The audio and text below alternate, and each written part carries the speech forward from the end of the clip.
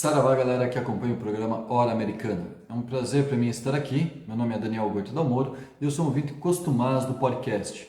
O Caio me convidou para fazer esse pequeno vídeo depois do episódio 29 com o professor Rafael Araújo, quando ele comenta sobre a Venezuela e o chavismo. Eu então mandei uma mensagem comentando um pouco das impressões que eu tive na visita ao país, principalmente sobre o Caracas. E ele pediu que eu compartilhasse isso com todo mundo, o que eu faço de muito bom grado.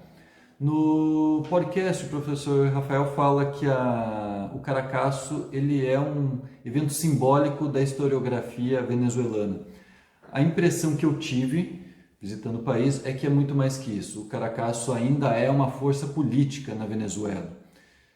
Mas eu gosto de ressaltar, é uma impressão. As formações que eu tive acho que me permitem algumas intuições razoáveis.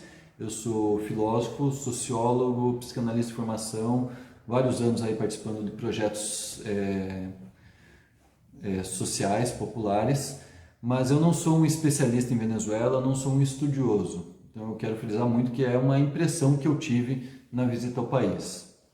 Eu fui para lá em setembro de 2019, eu trabalhava já há 4 anos na Pastoral dos Migrantes e junto com outras entidades da Igreja Católica, como a Caritas e o Serviço Jesuítico aos Migrantes e Refugiados, nós fomos até algumas cidades de onde partia o maior fluxo de venezuelanos para o país.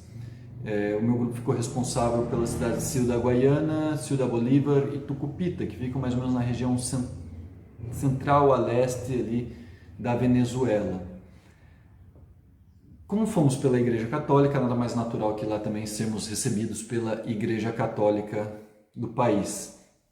A impressão que eu tive é que era uma igreja católica um pouco mais conservadora. Pelo menos eu não sou católico, eu participo da Pastoral dos Migrantes pela causa, não pela igreja. Meu contato mais próximo com a igreja é via pastorais sociais, então acho que isso é um parâmetro já meio torto, né? Mas o círculo que eu estive lá foi basicamente ligado à igreja, padres, bispos, fiéis, algumas pessoas de fora. Mas a igreja lá ela é muito crítica ao chavismo, ao governo, geralmente é anti-chavista, e tem aqueles que eu chamo de anti-chavismo hidrófobo, que são pessoas que simplesmente, se eu perguntar o que melhorou quando o Chávez assumiu, os anti-chavistas vão falar, melhorou isso, mas piorou aquilo, melhorou isso, mas a tal custo. Os hidrófobos simplesmente falavam, não melhorou nada.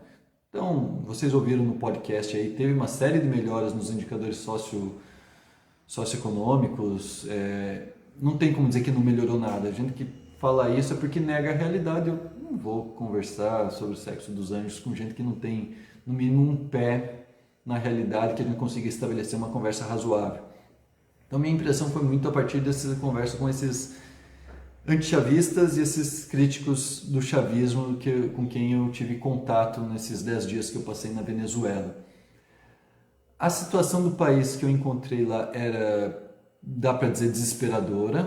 Eu até comentava que parecia uma guerra 2.0, porque a região que a gente foi estava parada, tinha indústria de ferro lá, indústria petrolífera, tudo parado, as lojas, o comércio todo fechado.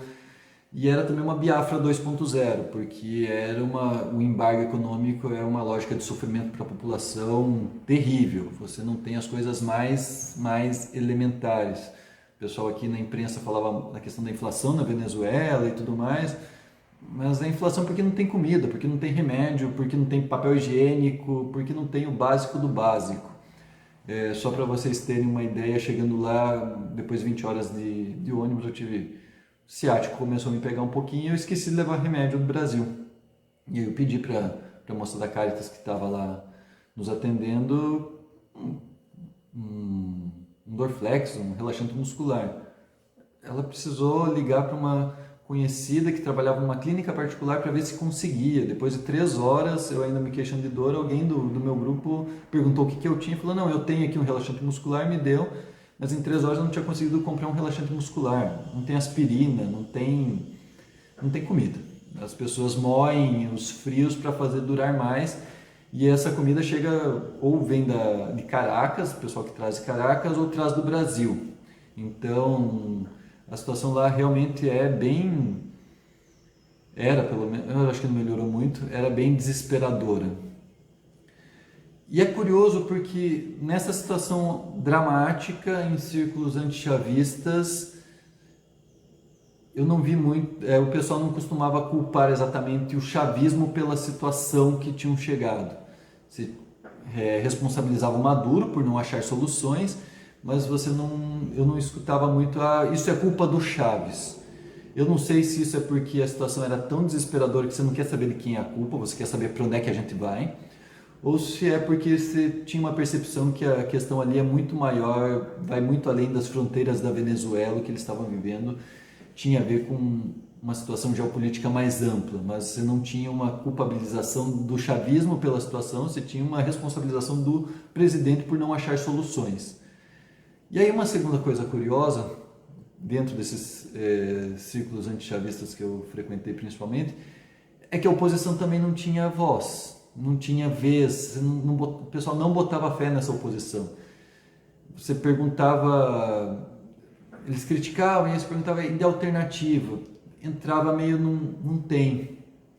Essa oposição de direita, essa oposição ligada às antigas elites políticas, o pessoal não bota fé, não entra, não encara, não se anima a ser partidário deles. Primeiro que eles falavam, eles não apresentaram nenhum projeto, nenhuma solução para os problemas. Eles parecem que estão aí só pelo poder. Esse era o principal ponto que eles falavam. Então, poder pelo poder fica como está. Mas você fala, mas tá tudo ruim, fica como está por quê? Eu não conseguia entender muito e não era muito dito. Só que uma coisa que marcava o tempo inteiro a fala de todo mundo era o Caracasso. O Caracasso é uma ferida aberta ainda na sociedade venezuelana, pelo menos nessa região que eu frequentei, essas pessoas com quem eu conversei, todas elas mencionavam o Caracasso. E a impressão que eu tenho é que não apoiar essa direita tradicional, o Guaidó era tido como presidente autoproclamado aqui pela imprensa brasileira. O Guaidó, eu vi um taxista hidrófobo falar o nome dele, mas ninguém. Teve 2 padres que falaram, no início do ano eu tive alguma esperança, mas sem citar o nome dele, mas ninguém. O Guaidó e o Zé Abreu tinham a mesma relevância política, pelo menos para com quem eu conversei. E eles não botavam fé nessa direita, creio eu, muito por causa do Caracasso. Eles falavam, o pessoal falava em 200, 300 mortes, é mentira. Teve mais de 1000. Então, é uma força, não é só um momento simbólico da historiografia venezuelana. A impressão que eu tive conversando com antichavistas é que ainda é uma força política atuante que impede da oposição de direita conseguir realmente assumir o poder, ganhar uma eleição lá. É um medo de que, não tendo nenhum projeto de solução, se a gente resolver protestar contra o governo, eles vão meter bala em todo mundo, como já fizeram uma vez, como mostraram que são capazes de fazer, e a gente prefere então não arriscar. Fica nessa situação desesperadora, mas não é melhor isso do que mudar por qualquer coisa, do que mudar para quem já esteve uma vez no poder e mostrou que está disposto a matar. Pessoal, é isso. Obrigado pela oportunidade de estar aqui compartilhando com vocês essa minha impressão e seguimos junto aí. Grande abraço.